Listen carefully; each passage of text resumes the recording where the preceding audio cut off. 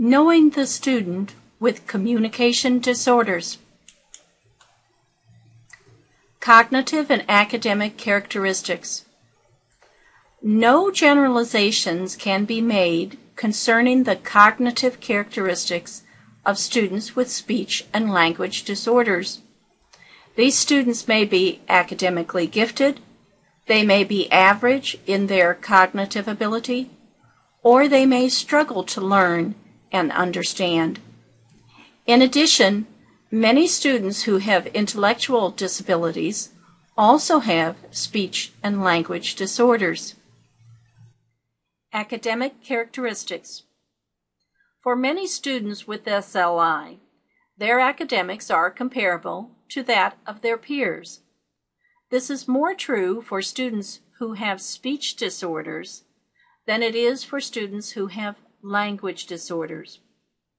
First, consider the importance of language in schools. Almost everything we do in schools is language-bound.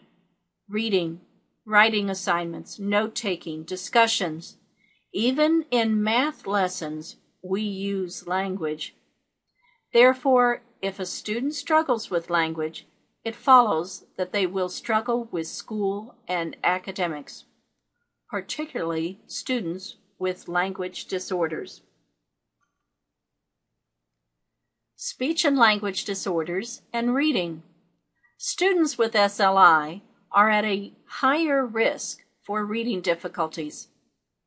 Types of reading difficulties students with SLI have include trouble with learning to sound out words, adding prefixes and suffixes to root words, discrimination of sounds, lack of rhythm of language in their heads as they read, which interferes with comprehension.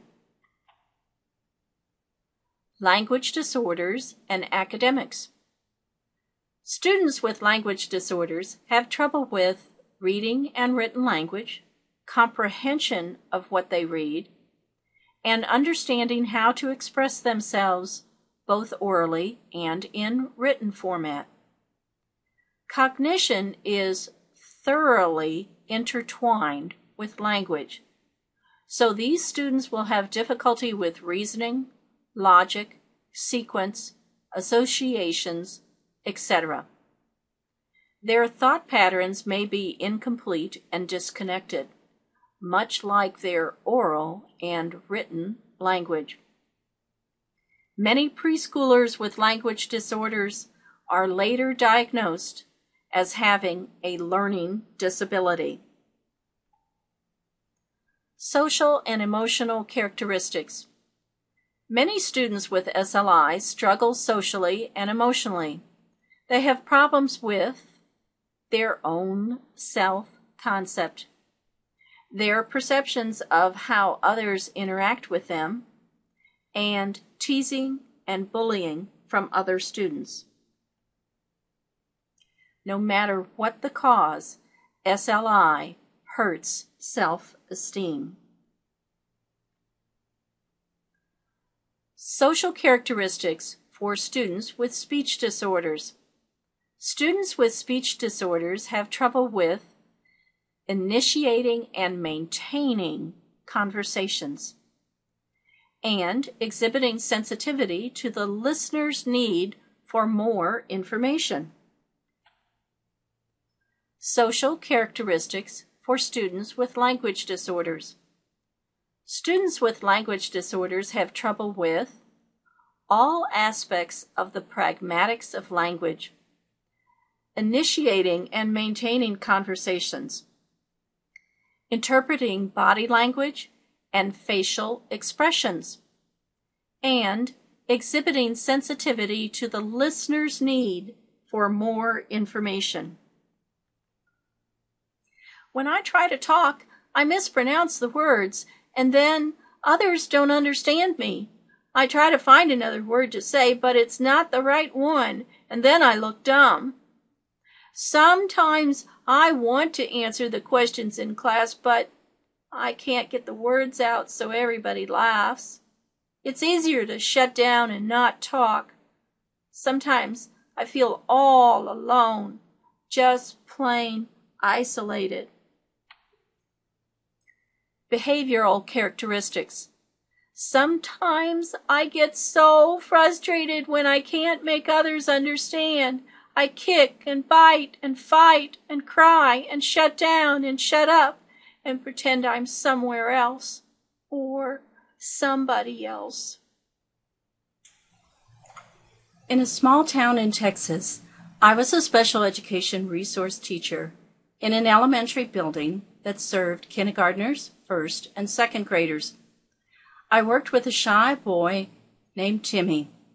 He had a learning disability in reading and a stutter. He went to speech lessons twice a week. To be honest, I don't think I really noticed Timmy's stutter because it was his kind heart that stood out in my mind. One summer, his mom asked me to tutor Timmy. I couldn't say no to this wonderful second grader. 3 days a week, we did phonics games at my kitchen table and then switched to the family room couch to read. Polite, soft-spoken Timmy always sat on my left side so he could hold the book. He was right-handed. And because my hearing was better on my left side, he would say, "I want you to hear me read." We liked to take turns reading, one paragraph by me, one by Timmy, and then one in chorus. I matched my pace to Timmy's, and he matched my intonation, and we sounded great together. So each day we would finish a story in this easy routine. I always let Timmy decide who would read and how long. By the end of the summer, Timmy liked our chorusing the best. In September, Timmy's speech teacher came to me and asked, "What did you do? Timmy's stuttering is so much better." I didn't do anything special. We just read. I don't know anything about strategies for stuttering. Maybe it's just some maturity kicking in. I replied, "Whatever you did, it worked," she said. Years later, in my doctoral studies, where they made you read hundreds of articles, I came across an article about neurological imprinting to help stutterers. The authors explained that the brain of young stutterers could be reprogrammed using neurological imprinting. The steps were simple. 1. Chorus read with the stutterer. 2. Speak to the student's dominant side. 3. Slow the reading pace to match the student's. 4. Use appropriate intonations and pauses. 5.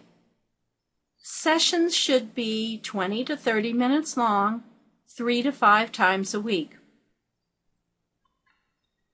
Sometimes I think teaching is all about the time to care and matching your pace to the students. There is a second lesson to be learned from Timmy's story. Teachers need to keep informed about brain-based instructional techniques. It's our job to match the method with the learner and ensure that for each student, education should be special.